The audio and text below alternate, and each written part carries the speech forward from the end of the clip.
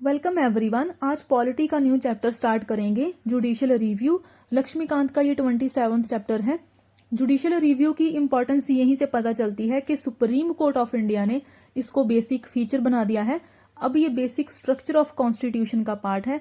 And basic structure होने का मतलब क्या है कि हमारा लेजिस्लेचर, हमारा पार्लियामेंट किसी भी तरीके से अब जुडिशियल रिव्यू की पावर को खत्म नहीं कर सकता है। पार्लियामेंट कॉन्स्टिट्यूशनल अमेंडमेंट करके भी जुडिशियल रिव्यू की पावर को नहीं हटा सकता है। Supreme court and high courts के लिए जुडिशियल रिव्यू की पावर अब परमानेंटली सिक्योर हो चुकी है, इसको कर्टेल नहीं करा जा सकता है। अगर मेंस में कोई क्वेश्चन आता है जुडिशियल रिव्यू से रिलेटेड, तो इतना पार्ट आप आंसर की इंट्रोडक्शन में इंक्लूड कर सकते हो। सिर्फ इंट्रोडक्शन की बात कर रही हूँ। एंड प्रीलिम्स के लिए तो सारे फैक्ट्स भी पता होना चाहिए एंड कंसेप्चुअल क्लैरिटी भी होनी चाहिए। तो सबसे पहले इसकी इंट्रोडक्शन देखते हैं। इसका ओरिजिन हुआ था अमेरिका में, यूएसए में इसका ओरिजिन हुआ था। एंड जॉन मार्शल ने ये कॉन्सेप्ट दिया था। ये अमेरिकन सुप्रीम कोर्ट के चीफ जस्टिस थे। इन्होंने ये कॉन्सेप्ट दिया था मार्बरी वर्सेस मेडिसन केस 1803। अब इस केस की डिटेल्स में जाने की जरूरत नहीं है, बस फैक्ट्स पता होना चाहिए कि जॉन मार्शल ने ये कॉन्सेप्ट दिया था मार्बरी वर्सेस मेडिसन केस 1803 में। एंड यूएसए में इसका ओरिजिन हुआ था।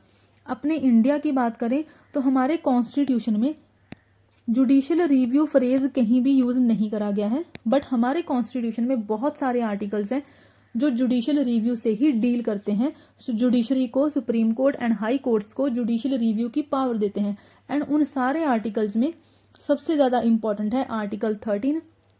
आर्टिकल 13 एक्सप्रेसली एंड एक्सप्लिसिटली ये बताता है कि चाहे कॉन्स्टिट्यूशन में जुडिशियल रिव्यू वर्ड नहीं लिखा हुआ है, ये फ्रेज मेंशन नहीं करा गया है, but supreme court and high courts के पास जुडिशियल रिव्यू की पावर है इस आर्टिकल 13 के थ्रू। और भी बहुत सारे वैसे आर्टिकल्स हैं। एंड देखिए, हमारे इंडिया में हमारी जुडिशरी ने इसको एक बेसिक फीचर डिक्लेयर कर दिया है। एंड बेसिक फीचर इसको डिक्लेयर करा गया था इंदिरा नेहरू वर्सेज राज नारायण केस 1975 में। इस केस को भी आपने याद रखना है। जो बेसिक स्ट्रक्चर का कॉन्सेप्ट है वो आया था केशवनंदा भारती केस में। बट जो जुडिशियल रिव्यू को बेसिक फीचर बनाया गया था वो बनाया गया था इंदिरा नेहरू वर्सेज राज नारायण केस में। इसको भी आपने याद रखना है। एंड देखिए, जुडिशियल रिव्यू का मतलब क्या है, ये भी एक, देखिए वैसे तो कोई एक नॉर्मल कोर्ट प्रोसीडिंग ही है जिसमें किसी पब्लिक बॉडी के डिसीजन की, किसी पब्लिक बॉडी ने अगर कोई एक्शन लिया है या फिर पार्लियामेंट ने कोई लॉ निकाला है, कोई एक्ट निकाला है, तो उसकी लॉफुलनेस को, क्या वो लॉ, क्या वो एक्शन अप्रोप्रिएट है, यही चेक करा जाता है जुडिशियल रिव्यू में। बट जुडिशियल रिव्यू का जो मेन पर्पस रहता है टेक्निकली, वो है प्रोसीजर इस्टेब्लिश्ड बाय लॉ की क्रेडिबिलिटी को चेक करना। हमारे इंडिया में procedure established by law follow होता है। देखिए, दो कॉन्सेप्ट होते हैं, दो डॉक्ट्राइन होते हैं, procedure established by law and due process of law. दोनों का डिफरेंस वैसे मैं एक्सप्लेन कर चुकी हूं, तो यहाँ पर मैं थोड़ा सा बताऊंगी। देखिए, यहाँ पर क्या वर्ड लिखा गया है, प्रोसीजर। तो इस डॉक्ट्राइन का मतलब क्या है कि अगर लेजिस्लेचर ने कोई लॉ निकाला है या फिर किसी पब्लिक बॉडी, कोई एग्जीक्यूटिव बॉडी है, उसने कोई ऑर्डर पास करा है, उसने कोई लॉ निकाला है, तो वो लॉ तभी वैलिड होगा अगर करेक्ट प्रोसीजर फॉलो करा गया है। तो इस डॉक्ट्राइन में सिर्फ प्रोसीजर के ऊपर ही एम्फेसाइज करा जाता है, प्रोसीजर के ऊपर ही ध्यान दिया जाता है। लेकिन एक कॉन्सेप्ट है ड्यू प्रोसेस ऑफ लॉ। इसमें यह भी चेक करा जाता है कि क्या कोई लॉ, जो भी ऑर्डर निकाला गया है, वो फेयर है, क्या वो लॉ जस्ट है या फिर रीजनेबल है। तो देखिए, हमारे इंडिया में पहले due process of law follow नहीं होता था, लेकिन एक जजमेंट आई थी Maneka Gandhi, fundamental right chapter में हमने इसको देखा भी है। तो इस मेनका गांधी जजमेंट में सुप्रीम कोर्ट ऑफ इंडिया ने बोला कि चाहे हमारे इंडिया में प्रोसीजर इस्टेब्लिश्ड बाय लॉ ही फॉलो होता है, बट उस लॉ की फेयरनेस को चेक करने के लिए हम ड्यू प्रोसेस ऑफ लॉ को भी फॉलो कर सकते हैं। जैसे अगर हम जो फार्म बिल आए थे, अगर हम फार्म बिल की ही एग्जांपल लें, तो गवर्नमेंट तो ये बिल लेके आ गई है ना, क्या फार्मर्स को ये लॉ पसंद थे, क्या फार्मर्स को ये लगा कि उनके लिए ये फेयर है? तो चाहे इसमें एक प्रॉपर प्रोसीजर फॉलो करा गया था, इन बिल्स को लेके आने के लिए एक प्रॉपर प्रोसीजर फॉलो करा गया था, तो प्रोसीजर एस्टैब्लिश्ड बाय लॉ जो डॉक्ट्राइन है, ये तो वेरीफाई हो गया, इसकी क्रेडिबिलिटी तो चेक हो गई। बट फार्मर्स को ये लॉज पसंद नहीं आए, उनको ये लगा कि उनके लिए ये फेयर नहीं है, तो इसकी फेयरनेस को चेक करने के लिए फिर डॉक्ट्राइन आता है ड्यू प्रोसेस ऑफ लॉ का। एंड देखिए, आपको याद भी होगा कि फार्म बिल आए थे, उनके ऊपर फिर सुप्रीम कोर्ट ने स्टे लगा दिया था। एंड जुडिशियल रिव्यू का यही मतलब होता है कि अगर किसी चीज को अनकॉन्स्टिट्यूशनल डिक्लेयर कर दिया गया है, किसी लॉ को या फिर इलीगल डिक्लेयर कर दिया गया है, तो उसको फिर गवर्नमेंट एनफोर्स नहीं कर सकती है। ऐसे ही यहाँ पर मैंने जस्ट ये एग्जांपल दी है फार्म बिल की, तो सुप्रीम कोर्ट ने इसके ऊपर देखिए स्टे लगा दिया। अब गवर्नमेंट चाहे तो भी इसको एनफोर्स नहीं कर सकती है, इन फार्म बिल को लागू नहीं कर सकती है जब तक इसके ऊपर स्टे लगा हुआ है। तो जुडिशियल रिव्यू का मतलब क्या बन जाता है, तो देखिए जो हमारी सेंटर एंड हमारे स्टेट्स जितनी भी हैं, ये सारे बहुत सारे लॉज लेके आती हैं। सेंटर एंड स्टेट्स लॉ लेके आएंगी जिसको लेजिस्लेटिव इनएक्टमेंट्स बोल देते हैं।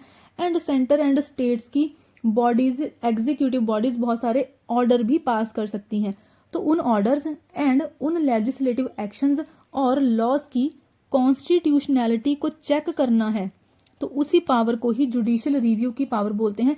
मेंस आंसर राइटिंग में आपने यही वर्ड लिखना है, कॉन्स्टिट्यूशनैलिटी। अगर आंसर की बॉडी में भी आपको मेंशन करना है कि सेंटर एंड स्टेट्स जितने भी लॉ लेके आती हैं, जो भी एग्जीक्यूटिव ऑर्डर्स पास करे जाते हैं, उनको चेक करना, उनकी कॉन्स्टिट्यूशनैलिटी को चेक करना, ये चेक करना कि क्या वो कॉन्स्टिट्यूशन की प्रोविजंस के अकॉर्डिंग है, तो इसी को ही जुडिशियल रिव्यू बोला जाएगा।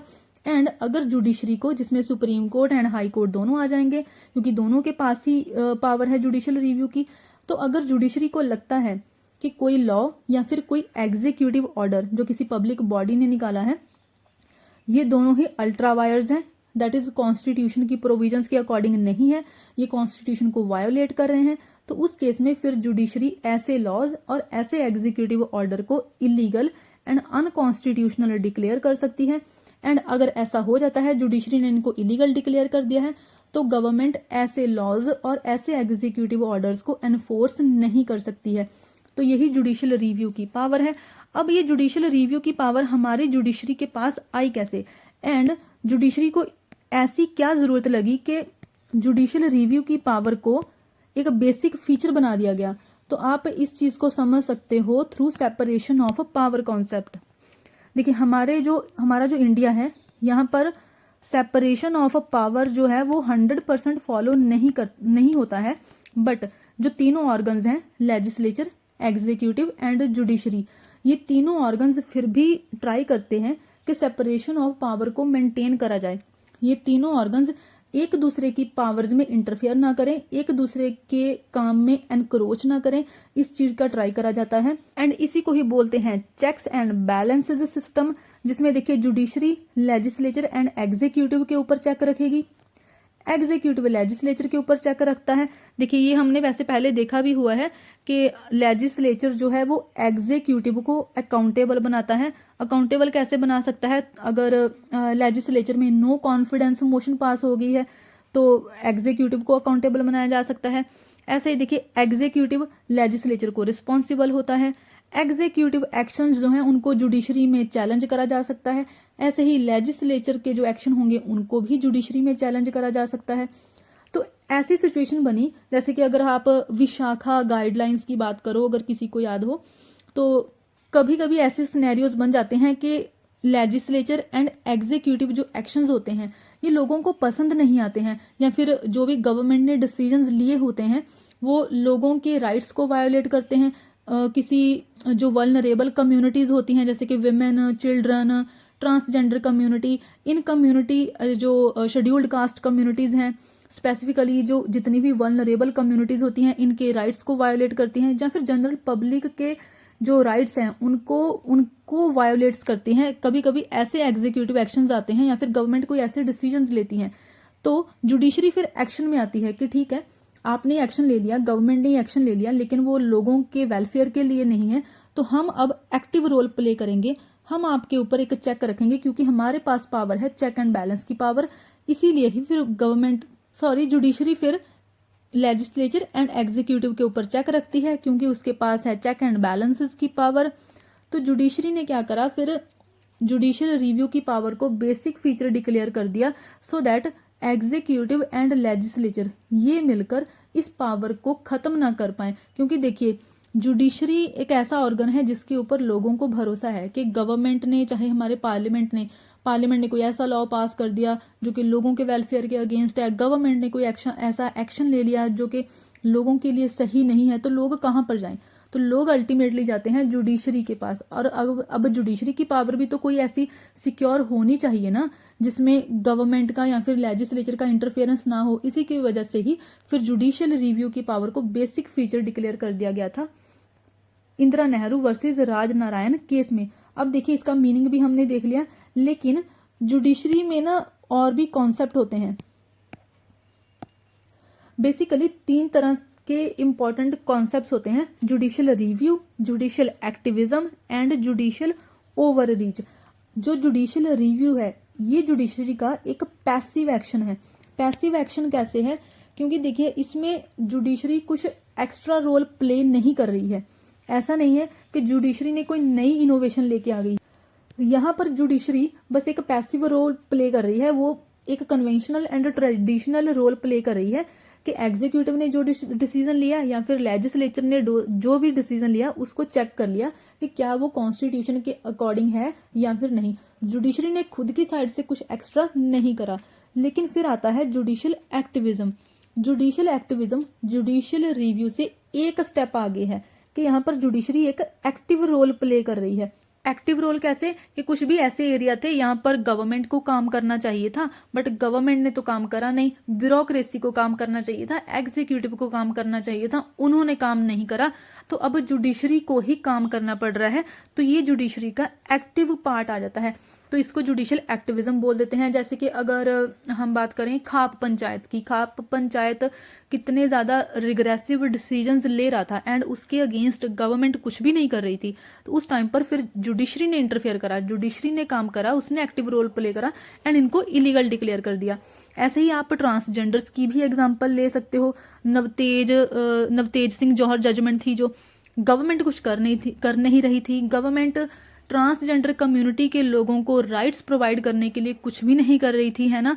एंड एग्जीक्यूटिव भी कोई ऐसे ऑर्डर नहीं निकाल रहा था, जिसकी वजह से फिर नवतेज सिंह जौहर जजमेंट में सुप्रीम कोर्ट ने ट्रांसजेंडर कम्युनिटी के राइट्स को प्रोटेक्ट करा, उनको कुछ प्रिविलेजेस दी। ऐसे ही आप विशाखा गाइडलाइंस की भी एग्जाम्पल ले सकते हो। तो ये सारे काम जुडिशियल एक्टिविज्म में आ जाते हैं, जो जुडिशियल रिव्यू से एक स्टेप आगे हैं। बट देन आता है फिर जुडिशियल ओवररीच। जुडिशियल ओवररीच एक खतरनाक काम हो जाता है। यहाँ पर जुडिशरी इंटरफियर करना स्टार्ट कर देती है। देखिए, हमारे यहाँ पर क्या क्या क्या ट्राई कर रहे हैं कि सेपरेशन ऑफ पावर बनी रहे। अब जुडिशरी को भी किसी भी ऑर्गन के पास इतनी ज्यादा पावर नहीं होनी चाहिए कि वो किसी दूसरे ऑर्गन को काम ही ना करने दे, या फिर किसी दूसरे ऑर्गन के काम में एनक्रोच करे, इंटरफेयर करे। एंड जुडिशियल रिव्यू ऐसा ही सिनेरियो है, जब judiciary legislature and executive organs के काम में इंटरफेयर करना स्टार्ट कर देती है। जैसे कि आप एग्जांपल ले सकते हो, जो नेशनल एंथम को मूवी थिएटर्स में प्ले करना मैंडेटरी बना दिया गया था, है ना। वो श्याम नारायण करके कोई केस था, उसमें जुडिशरी ने बोला कि पैट्रियोटिज्म को प्रमोट करने के लिए नेशनल एंथम प्ले करा जा सकता है मूवी थिएटर्स में, एंड इसको इम्पोज कर दिया गया, है ना। तो ये अब जुडिशरी की पावर में नहीं था, तो ये जुडिशियल ओवररीच हो गया। ऐसे ही अगर आप 2G स्कैम के टाइम की बात करो, तो अराउंड 122 टेलीकॉम कंपनीज के लाइसेंस को जुडिशरी ने कैंसिल कर दिया था। अब ये भी जुडिशरी का काम नहीं था, ये काम सिर्फ गवर्नमेंट ही कर सकती थी, हमारा पार्लियामेंट ही कर सकता था। तो ये सारी चीजें फिर जुडिशियल ओवररीच आ जाता है, एंड इसको बोल सकते हैं आप टिरनी ऑफ जुडिशरी। जब जुडिशरी अपनी पावर को ओवरस्टेप करती है, अपनी पावर का मिसयूज करती है। तो ये तीनों कॉन्सेप्ट का आपको डिफरेंस, इन तीनों कॉन्सेप्ट्स में डिफरेंस का पता होना चाहिए आपको। जुडिशियल रिव्यू जो कि जुडिशरी की एक पैसिव पावर है, एंड ये सही पावर है, इसका यूज होना भी चाहिए। एंड देन आता है जुडिशियल एक्टिविज्म, जिसमें जुडिशरी अब एक एक्टिव रोल प्ले कर रही है। अब ये भी एक इम्पॉर्टेंट कॉन्सेप्ट ही है, ये भी ठीक है इसमें, क्योंकि जुडिशरी इंटरफेयर नहीं कर रही है। बट देन आता है जुडिशियल ओवररीच, जब जुडिशरी अपनी पावर को, अपनी ज्यूरिसडिक्शन को एक्सीड करके लेजिस्लेचर एंड एग्जीक्यूटिव के काम में इंटरफेयर कर रही है।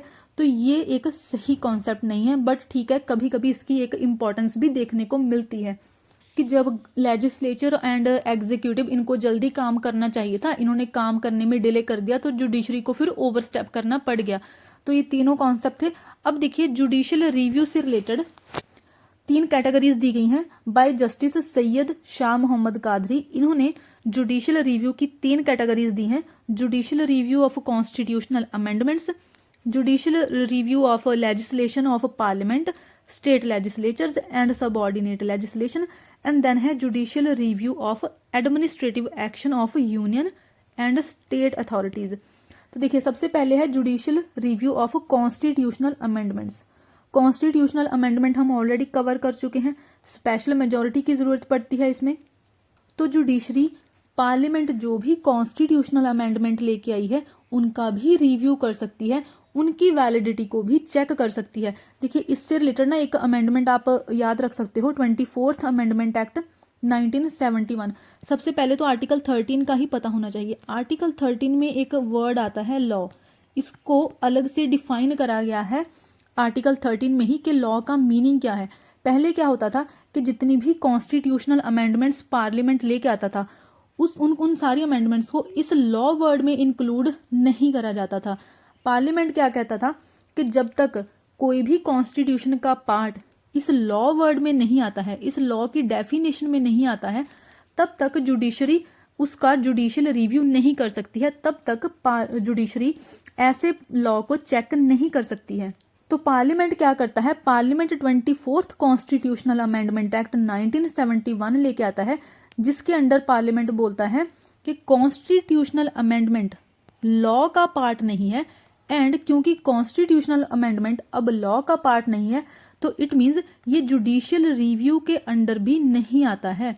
तो पार्लियामेंट ने क्या कह दिया कि पार्लियामेंट जो भी कॉन्स्टिट्यूशनल अमेंडमेंट लेके आएगा जुडिशरी उसको चेक नहीं कर सकती है। लेकिन फिर आती है केशवनंदा भारती केस 1973। इस जजमेंट में सुप्रीम कोर्ट ने बोला ठीक है 24th कॉन्स्टिट्यूशनल अमेंडमेंट एक्ट जो है वो वैलिड है, but at the same time judiciary एक डॉक्ट्राइन लेके आती है बेसिक स्ट्रक्चर का। इसमें जुडिशरी ने क्या बोल दिया कि जब भी कोई कॉन्स्टिट्यूशनल अमेंडमेंट फंडामेंटल राइट्स को वायोलेट करेगी या फिर कोई भी कॉन्स्टिट्यूशनल अमेंडमेंट ऐसे पार्ट को वायोलेट करेगी जो कि बेसिक स्ट्रक्चर का हिस्सा हो, जो कि बेसिक स्ट्रक्चर का पार्ट हो, तो उस केस में क्योंकि अब बेसिक स्ट्रक्चर वायोलेट हो रहा है तो जुडिशरी फिर कॉन्स्टिट्यूशनल अमेंडमेंट को भी चेक कर सकती है। इट मीन्स अब क्या हो गया कि कोई भी कॉन्स्टिट्यूशनल अमेंडमेंट जो पार्लियामेंट लेके आया है, अगर वो कॉन्स्टिट्यूशनल अमेंडमेंट बेसिक स्ट्रक्चर को वायोलेट कर रही है तो उस केस में फिर जुडिशरी उसका भी रिव्यू कर सकती है, जुडिशरी उसको भी चेक कर सकती है। जैसे कि अगर हम एग्जांपल लें आर्टिकल 14, आर्टिकल 14 में एक कॉन्सेप्ट आता है रूल ऑफ लॉ का। रूल ऑफ लॉ को भी बेसिक स्ट्रक्चर का ही पार्ट बनाया गया है। एंड अगर पार्लियामेंट कोई ऐसी अमेंडमेंट लेके आ जाए, पार्लियामेंट कोई ऐसी कॉन्स्टिट्यूशनल अमेंडमेंट लेके आ जाए जिससे इस रूल ऑफ लॉ को ही चेंज करने लग जाए, तो जुडिशरी क्या कह सकती है, जुडिशरी क्या कह सकती है कि ये जो रूल ऑफ लॉ है ये बेसिक स्ट्रक्चर का पार्ट है, तो कॉन्स्टिट्यूशनल अमेंडमेंट के थ्रू भी पार्लियामेंट इसको चेंज नहीं कर सकता है। तो अब जुडिशरी कॉन्स्टिट्यूशनल अमेंडमेंट्स का भी रिव्यू कर सकती है, उनका भी जुडिशियल रिव्यू कर सकती है, उनकी वैलिडिटी को चेक कर सकती है। दूसरी कैटेगरी क्या है, दूसरी कैटेगरी है judicial review of legislation of parliament, state legislature and subordinate legislation. Subordinate legislation होती है कि किसी एग्जीक्यूटिव बॉडी ने कोई लॉ निकाला है, कोई ऑर्गेनाइजेशन है, स्टैट्यूटरी ऑर्गेनाइजेशन, कोई कॉन्स्टिट्यूशनल बॉडी है, जिन्होंने कोई एग्जीक्यूटिव ऑर्डर पास करा है, कोई बाय लॉ पास करा है, तो ये सारे काम सबऑर्डिनेट लेजिस्लेशन में ही आ जाएंगे। तो इनका जुडिशियल रिव्यू कैसे होगा, इन तीनों बॉडीज ने, लेजिस्लेचर ने, parliament, state legislature and subordinate legislation, इन्होंने जो भी लॉ निकाले हैं, जो भी इन्होंने लेजिस्लेशन पास करी है, उनकी वैलिडिटी को भी चेक करा जा सकता है। एंड ये स्पेशली एप्लीकेबल है part 3 of constitution, that is जो फंडामेंटल राइट्स की अगर कहीं पर वायोलेशन होती है, ये तीनों जो ऑर्गन्स हैं, ये तीनों ही अगर कोई ऐसा लॉ लेके आते हैं जो फंडामेंटल राइट्स को वायोलेट करे, तो उस टाइम पर फिर जुडिशरी इनका भी जुडिशियल रिव्यू कर सकती है, इनकी जो वैलिडिटी है उसको चेक कर सकती है। देन एक है judicial review of administrative action. Administrative action को आप एग्जीक्यूटिव एक्शन भी बोल सकते हो। एग्जीक्यूटिव का काम क्या होता है, जो गवर्नमेंट ने लॉज निकाले हैं, पॉलिसीज निकाली हैं, उनकी इम्प्लीमेंटेशन करना। तो कोई भी जो एग्जीक्यूटिव एजेंसी है, एग्जीक्यूटिव बॉडी है, ब्यूरोक्रेसी है, उन्होंने जो भी एक्शन लिए हैं, चाहे वो स्टेट के हैं, चाहे वो फिर वो यूनियन की बॉडीज हैं, उनके एक्शंस को भी चेक करा जा सकता है, उनकी वैलिडिटी को भी चेक करा जा सकता है। तो ये जुडिशियल रिव्यू 3 कैटेगरीज का हो सकता है according to justice Syed Shah Mohammad Qadri. But इसके अलावा देखिए, आप ये भी बोल सकते हो that there is review of judicial decisions, कि जुडिशरी अपने ही डिसीजंस का रिव्यू ले रही है, अपने ही डिसीजंस को चेक कर रही है। हाई कोर्ट ने कोई जजमेंट दी है, उसका भी जुडिशियल रिव्यू हो सकता है। जैसे कि अगर हम गोलकनाथ केस की बात करें, उसका जुडिशियल रिव्यू, उसकी जजमेंट, उस जजमेंट को चेंज करा जा सकता है ना। फिर आती है बाद में केशवानंदा भारती केस जजमेंट, क्योंकि ये सारी जजमेंट कब आती हैं, इन्होंने अपनी पुरानी जजमेंट से डिसीजंस को चेंज करा है। तो जुडिशरी ने खुद के डिसीजंस को भी चेंज करा है, तो ये खुद के डिसीजंस का भी रिव्यू ले सकती है। नौ लक्ष्मीकांत में कुछ एग्जांपल्स भी दी हुई हैं कि कब जुडिशरी ने जुडिशियल रिव्यू की पावर को यूज़ करा। जैसे कि गोलकनाथ केस है 1967 का, बैंक नेशनलाइजेशन केस 1970 का है, प्रीवी पर्सेज एबॉलिशन केस है, देन उसके बाद केशवानंदा भारती केस हो गया, मिनरवा मिल्स केस हो गया। इसके अलावा देखिए, आप एक और एग्जांपल इंक्लूड कर सकते हो आर्टिकल 21 की, right to life and personal liberty. देखिए, इसका आप अगर फंडामेंटल राइट वाला चैप्टर देखोगे लक्ष्मीकांत में, तो एक बहुत सारी लिस्ट दी गई है। विद टाइम इस आर्टिकल में और भी बहुत सारे आर्टिकल्स को इंक्लूड, बहुत सारे राइट्स को इंक्लूड करा गया है। तो बेसिकली इसका स्कोप एक्सपैंड करा गया है। ऐसे ही एक जजमेंट है के.एस. पुट्टास्वामी 2018 की जजमेंट है। सुप्रीम कोर्ट ने जुडिशियल रिव्यू पावर का यूज करके अगेन इस आर्टिकल 21 का स्कोप वाइड करा। इसमें राइट टू प्राइवेसी को भी इंक्लूड कर दिया। सुप्रीम कोर्ट ने बोला कि फंडामेंटल राइट, अगर किसी की लिबर्टी को, किसी की लाइफ को प्रोटेक्ट करना है, तो उसके लिए प्राइवेसी भी इंपॉर्टेंट है। तो राइट टू प्राइवेसी को भी एक फंडामेंटल राइट बना दिया गया था के.एस. पुट्टास्वामी जजमेंट के थ्रू, एंड इसको आर्टिकल 21 का पार्ट बनाया गया था। ऐसे ही देखिए, अगर हम मिनरवा मिल्स केस 1980 की बात करें, लक्ष्मीकांत में ये मेंशन भी करा गया है। मिनरवा मिल्स केस में सुप्रीम कोर्ट ने क्या बोला कि फंडामेंटल राइट्स एंड डीपीएसपी के बीच अगर बैलेंस बना रहेगा, तो ये बैलेंस बेसिक फीचर का पार्ट होगा। ऐसा नहीं माना जाएगा कि देखिए, इशू क्या हो रहा था कि गवर्नमेंट को लगता था कि नहीं, जो डीपीएसपी हैं, that is directive principles of state policy है, उनकी पोजीशन ज़्यादा स्ट्रांग होनी चाहिए than fundamental rights. So government क्या चाहती थी कि जब चाहे वो फंडामेंटल राइट्स को कम कर सकती है और उनको कर्टेल करके डीपीएसपी को इम्प्लीमेंट कर सकती है। लेकिन मिनरवा मिल्स केस 1980 में सुप्रीम कोर्ट ने बोला कि नहीं, गवर्नमेंट ऐसा नहीं कर सकती है कि फंडामेंटल राइट्स को कर्टेल कर दिया एंड डीपीएसपी को इम्प्लीमेंट कर दिया।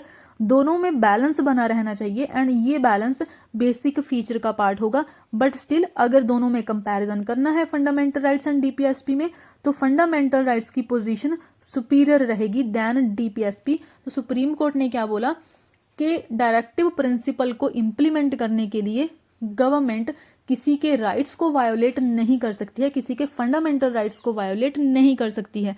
ऐसे ही 2015 में सुप्रीम कोर्ट ने 99 कॉन्स्टिट्यूशनल अमेंडमेंट एक्ट एंड एनजैक को इलीगल डिक्लेयर कर दिया था। ये भी हम सुप्रीम कोर्ट के चैप्टर में ऑलरेडी देख चुके हैं। तो इनको भी अनकॉन्स्टिट्यूशनल डिक्लेयर कर दिया था। ये अब इनको भी इम्प्लीमेंट नहीं करा जाएगा, एनजैक को इम्प्लीमेंट नहीं करा जाएगा, क्योंकि जुडिशरी को लगता था कि एनजैक गवर्नमेंट क्यों लेके आई है, सो दैट जुडिशरी को कंट्रोल कर पाए। तो ये सारी चीज़ें जुडिशरी जुडिशियल रिव्यू की पावर का यूज़ करके ही करती है। And please like, share, subscribe करें, कमेंट भी करें। सब्सक्राइब करें क्योंकि इस चैनल में मैं सारे जनरल स्टडीज़ के सब्जेक्ट को कंप्लीट करवाऊंगी, सारा सिलेबस कंप्लीट करवाऊंगी। एंड नेक्स्ट वीडियो में हम देखेंगे importance of judicial review and constitutional provisions. Thank you.